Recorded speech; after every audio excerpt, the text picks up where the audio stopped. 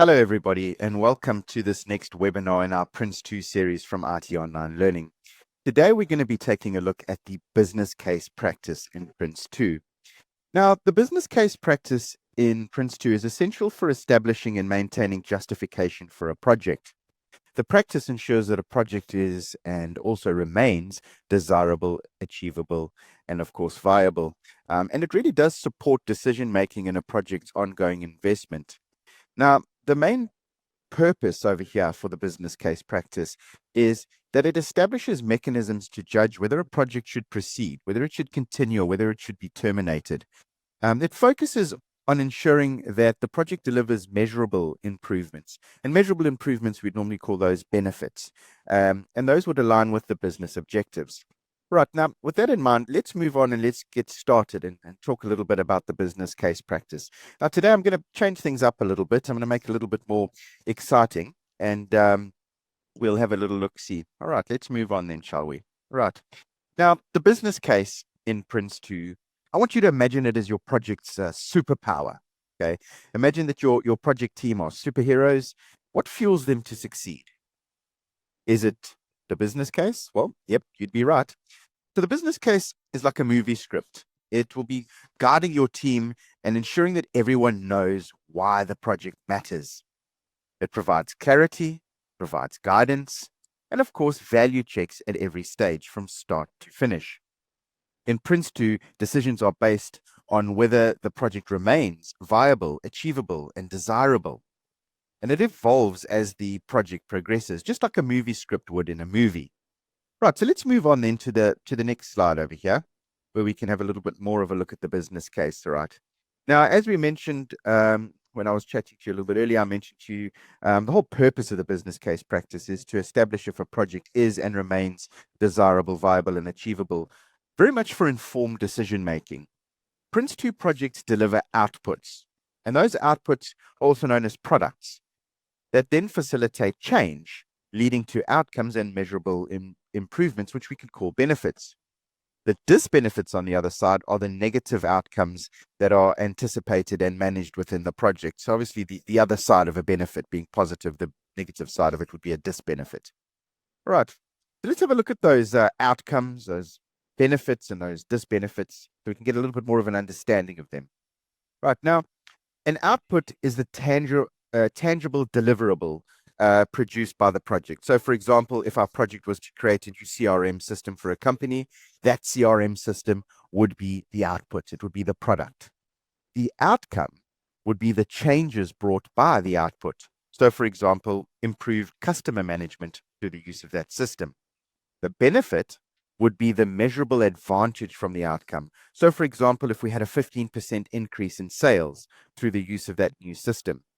The disbenefit would be the known negative impact, which would be, for example, maybe the training costs would be increased during this transition, getting everybody trained up to use the new system. All right, so just to recap for you there, the output is the tangible deliverable. So it's the actual product that we're producing in the project. The outcome are the changes brought by the output. And the benefit would be the measurable advantage or the measurable improvement from that outcome, like that increase in sales or that increase in annual turnover for the company. And the disbenefit would, of course, be the known negative impact. Right. Now, when we look at the business case, it very much connects in with business justification.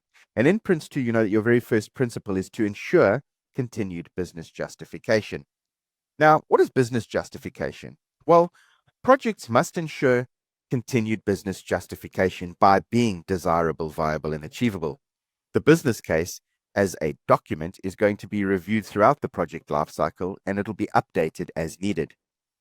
If the justification is no longer valid in a project, this is when we would need to look at re-evaluating it. And if perhaps there's nothing that we can really do about it, it is no longer going to show a return on investment, or it's no longer desirable, it's no longer viable, or it's no longer achievable, we probably should stop the project. So that's when we would have a premature closure. Right. Now, the business case as a document is a living, evolving document throughout the project's life cycle. So let's have a look at the business case in terms of the life cycle. Now, the outlined business case is created at the start of the project. And in PRINCE2 terms, we'd have an outlined business case in the starting up a project process where we will initially establish that business justification. Remember, I said we've got to ensure continued business justification as a principle. But if we're ensuring something, surely we should establish it somewhere. So we'd be establishing that initial business justification through that outlined business case in the starting up a project process. Now, the business case will be refined and it will be developed into a full business case as the project progresses. We'd be creating a full business case as we move into the initiating a project process, where we have a little bit more information and we're really looking at getting our project off the ground and initiating it and helping the organization to understand the work that needs to go into the project and establishing those solid foundations that we need for the project. Now, the business case will also be updated as actual costs and benefits become clearer to maintain the ongoing business justification, as mentioned in the principle, to ensure continued business justification. Now, moving on, I'd like to look at PRINCE2's technique for business case management. Now, PRINCE2 has a 4-step process when it comes to the business case itself. Now, we looked at business case as a practice, but remember, it's not only just a practice, it's also a management product. It's also a document, and it's also a principle that we need to ensure continued business justification. So we have this 4-step process that we will look at. The very first step is to develop. So we need to explore options and gather information for investment decisions when we initially start developing our business case. We would then check in the second step, where we would ensure that the project remains worthwhile at key decision points, usually when we are managing a stage boundary and transitioning from one stage to the next. We also need to maintain the business case in the third step. This is where we keep the business case updated with progress and forecasts and actuals. And then we would confirm in the final step. This is where we would assess whether the intended benefits are realized, often after project closure. But not to say that, benefits can't be realized during the project. Very often they are realized, though, post-project, and sometimes a little bit longer after the project has come to an end. Maybe after the first year after that product has been introduced into the business and has been accepted by the business, and the users are actually using the product, we'd probably be able to measure benefits over the course of that year. Right. Now, let's just take a little look at these steps, perhaps in a little bit more detail. I did go over them quite quickly. Let's have a look at develop as the first step then, shall we? Right. So step 1 is where we are going to develop the business case. So that means that we are going to establish the project's initial business justification. Just like I mentioned, we'd be doing that in the starting up a project process, following the very first process in the 7 PRINCE2 processes. We then explore different options to identify the best value for the organization. Now, in the second step, we would be checking. So this is where we'd assess if the project remains desirable, viable, and achievable. And we'd review this at every stage boundary. And also after changes have happened in our project as well, or perhaps when a new risk arises. Okay, the next one is going to be step 3. This is where we would now look at maintaining, or the maintain step, right? This is where we keep the business case current with the actual progress and the latest forecasts, and we'd ensure consistent version control for accurate reference and, of course, for comparison as well. Right. Now, moving on to the 4th step, this is where we would confirm. Now, in the confirm step, we'd evaluate if the project benefits have been achieved. Benefits reviews would take place, which may continue probably post-project to confirm that long-term value. Now, moving on, I'd also like to talk about an investment appraisal. All right. Now, within a business case, we do have an investment appraisal along with other sections in a business case, like an executive summary and reasons for doing the project and major risks and expected benefits and disbenefits. But we'd also have a investment appraisal. This is where we'd compare project costs and benefits so that we can actually assess value, right? Some of the techniques that we could use when we are doing an investment appraisal, we could use ROI, return on investment, NPV, was net present value, sensitivity analysis, and so on. Right.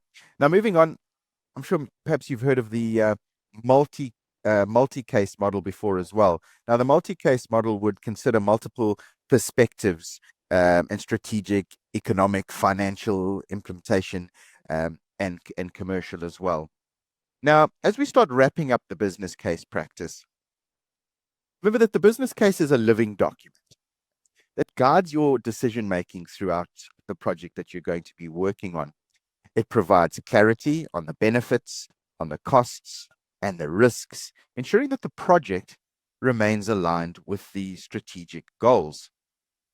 Now, I just wanted to have a quick chat. I did mention to you that, the business case is also a document and that it features in our principle of ensuring continued business justification. And we've looked at this as a practice that's been applied to the project as well.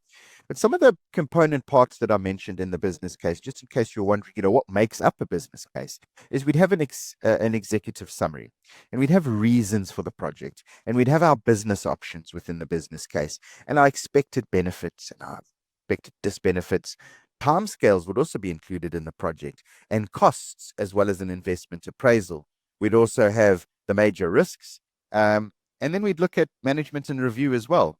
So the business case, like I said, is a very much a living document that must be maintained and it must be reviewed regularly.